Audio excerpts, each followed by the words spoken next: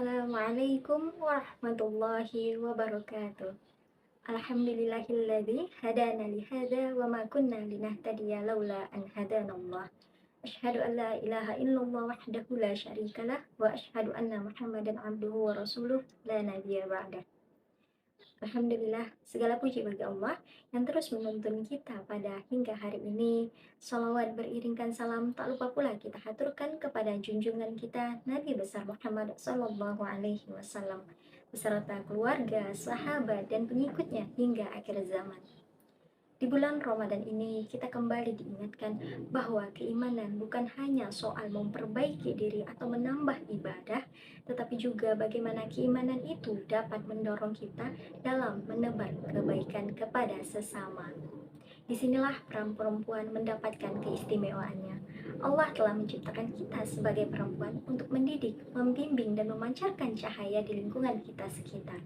Oleh karenanya, pada kesempatan kali ini, insya Allah saya akan mengajak teman-teman sekalian untuk membahas suatu topik, yakni tentang perempuan dan kepedulian sosial. Teman-teman PDM Pontianak TV yang dirahmati Allah, jika kita renungkan kehidupan kita pada hari ini, tampaknya hari demi hari berlalu begitu saja.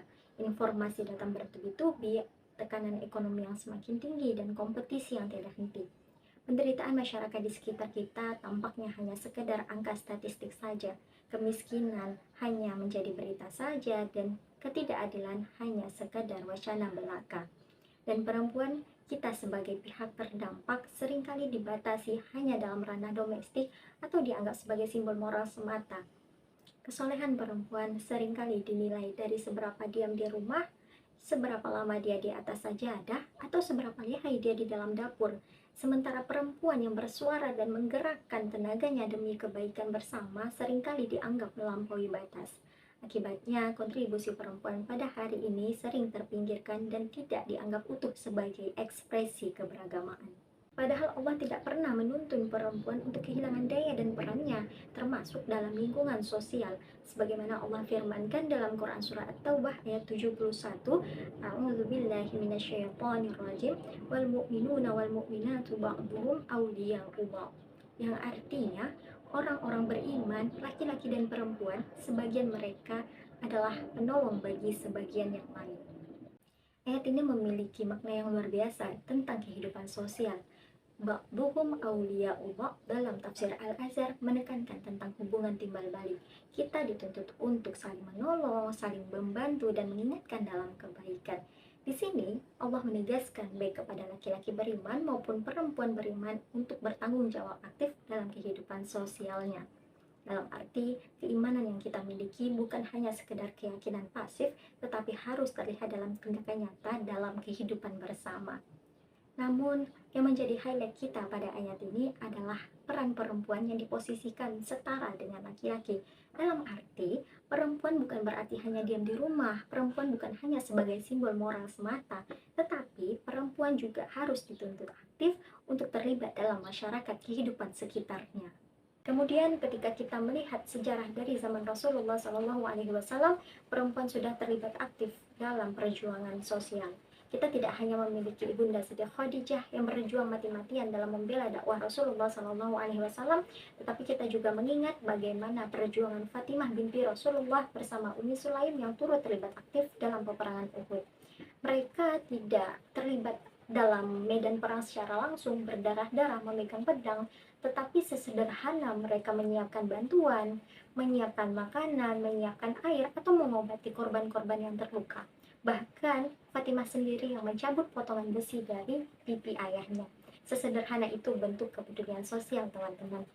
Mereka melaksanakan itu tentunya atas dasar persaudaraan dan kesetiaan, sebagaimana sabda Rasulullah yang mengumpamakan orang-orang beriman bagaikan satu tubuh yang jika ada bagian tubuhnya yang sakit, maka bagian yang lain turut merasakannya. Jadi jelas teman-teman bahwa dalam Islam peran perempuan sangatlah nyata, dan perannya itu sangat berpengaruh besar dalam kebaikan bersama.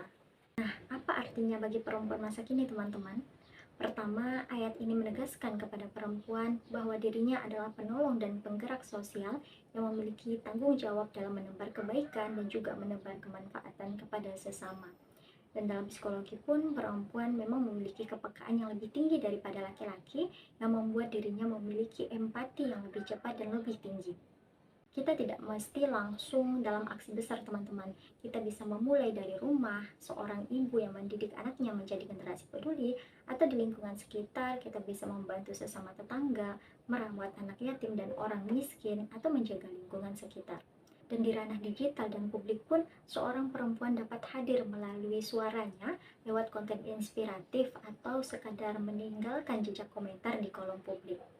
Kemudian yang kedua, kesolehan individual pada perempuan harus melahirkan kesolehan sosial.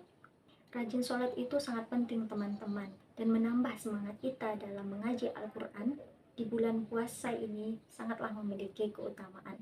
Namun, apabila setelah ibadah itu kita tetap cuek, kita tidak peduli pada sesama, itu artinya ada yang belum selesai dari ibadah kita. Untuk itu, kesolehan perempuan akan lebih sempurna apabila nilai moral dan spiritual dalam ibadahnya mampu mendorongnya dalam aksi nyata dalam bentuk kebaikan dan kepedulian pada lingkungan sekitar. Kemudian yang ketiga, perempuan adalah pemimpin moral yang dapat menginspirasi, yang dapat menyuntik kebaikan, dan juga membentuk budaya peduli. Kita memiliki Ibunda Siti Walidah, perempuan ulama dan juga pejuang bangsa yang mendidik perempuan pada masanya untuk menjadi wanita yang berilmu dan berdaya sebagai penopang masa depan umat dan bangsa. Tapi teman-teman, kita sebagai perempuan juga tidak bisa mengesampingkan tantangan yang ada. Perempuan sering dihadapkan pada stereotip budaya, patriarki, keterbatasan pendidikan dan ekonomi, bahkan kadang ada rasa takut yang menghalang kita untuk melangkah. Nah, lantas bagaimana menghadapi ini teman-teman? Jawabannya ada pada diri sendiri. Bagaimana seorang perempuan itu harus mengubah mindsetnya dan yakin bahwa dirinya memiliki kapasitas dan nilai yang unik.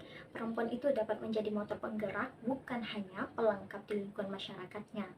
Nah, untuk menumbuhkan mindset ini, maka diperlukanlah pendidikan yang membebaskan, yaitu pendidikan yang membuka cakrawala, pendidikan yang menumbuhkan pemikiran kritis, dan juga mampu membentuk keberanian pada diri perempuan untuk mengambil keputusan yang tepat.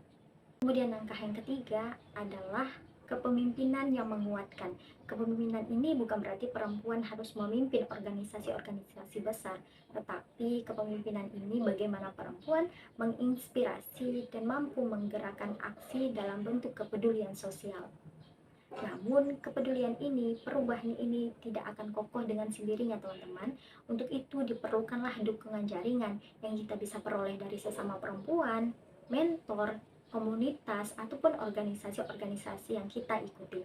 Disinilah kita bisa menguatkan, mengkokohkan langkah kaki kita, menambah kolaborasi kita, dan juga memastikan bahwa kepedulian sosial yang kita lakukan itu dapat menjangkau lebih luas. Karena percayalah, tidak ada perempuan hebat yang berdiri sendiri. Yang ada adalah perempuan yang saling menggenggam, saling membantu, dan mengingatkan dalam kebaikan bersama. Disinilah Nasyiatul Aisyah memposisikan perannya, yakni sebagai wadah bagi perempuan muda dalam berilmu, berdaya, dan beramal untuk umat dan bangsa. Melalui wadah ini, perempuan dipersiapkan menjadi pelopor kepedulian sosial, menjaga nilai-nilai kemanusiaan, dan juga penggerak perubahan masyarakat yang berkemajuan.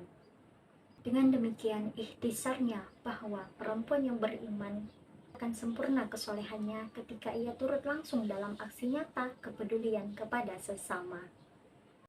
Saya sedikit menukil pemikiran Ki Hajar Dewantara bahwasanya beliau berdauh, ketahuilah wahai perempuan Indonesia, bahwasanya kamu berkuasa mendidik keadaan karena besarlah pengaruhmu pada barang dan tempat sekelilingmu.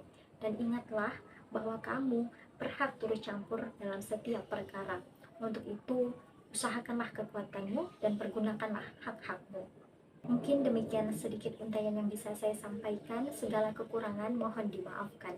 Dan semoga Allah menjadikan kita manusia yang beriman dan juga bermanfaat bagi sesama. Nasrul minallahi wa fathun qarib wa basyiril mu'minin. Assalamualaikum warahmatullahi wabarakatuh.